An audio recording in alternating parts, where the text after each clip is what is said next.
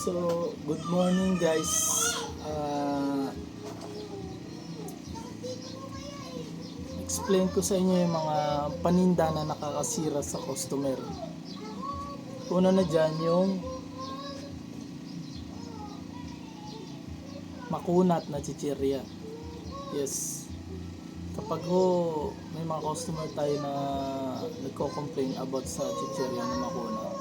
So, siguro kailangan natin siyang palitan or ibalik natin yung kanilang pera. Kasi nakakasira talaga yun ng customer. Magbebenta ka ng ganun. Although hindi mo alam na makunat yung chichirya, pero palitan na lang din po natin kasi nakakaya din naman. Nagbabayad sila tapos marireceive nila is yung ganong pagkain is makunat na, di ba? Nakakasira talaga yun.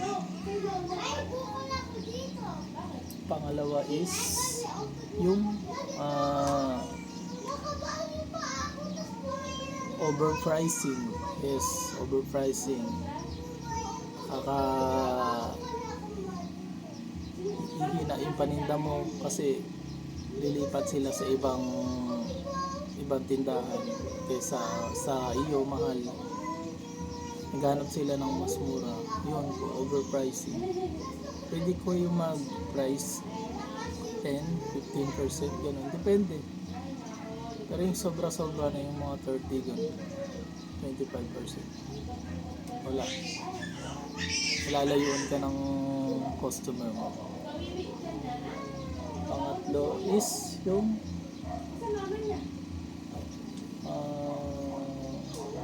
yun na rin yung expert na mga paninda. Kailangan na i-double check yung paninda nyo kung expert na ba or hindi pa.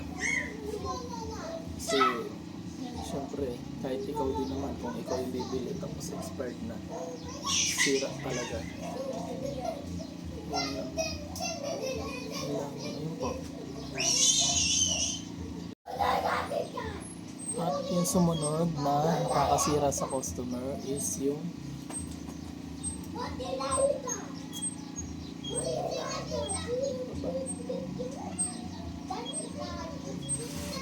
local brand. For example, yung Yossi mo, nakabili ka ng Yossi na halimbawa yung Mighty or Marlboro, kasi may mga local brand yan eh. So mapapansin niya ng customer kung local ba yung, o sa itsura hindi niya masyadong mapapansin yung sigarilyo is local, pero makakaramdam niya sila ng ibang lasa, yung parang antabang niya or may something na parang kupas na yung lasa, gano'n, compared sa original. So makikita mo din yan minsan sa makikita mo original or may mga nakita na kasi ang ganyan. Pinagkumpara ko talagang magkaiba yung printing niya. Merong nasa taas, merong sa baba, or naka-print sa plastic or sa carton, ganyan. Po, isa sa nakakasira din ng customer.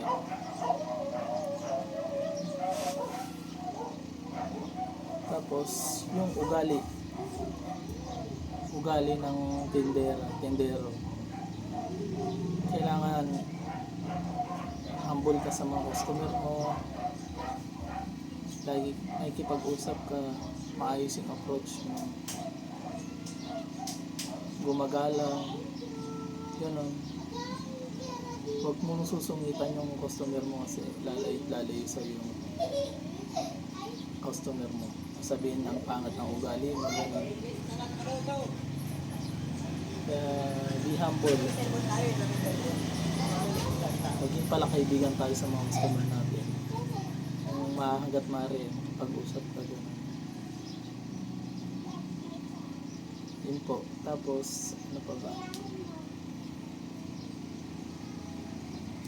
Maging honest tayo sa customer natin, di ba? Halimbawa, naiwan siyang ano dyan, naiwan yung sukli niya, balik natin para di maghanap yung tao. Tapos kapag alam natin ano, pag nakita natin yung produkto is hindi na siya okay, sabihin natin, huwag natin hayaang makain pa nila na ganun yung paninda mo or may sira na ganun. Maging honest tayo sa customer natin. Hanggat maaari, huwag mo na i-display.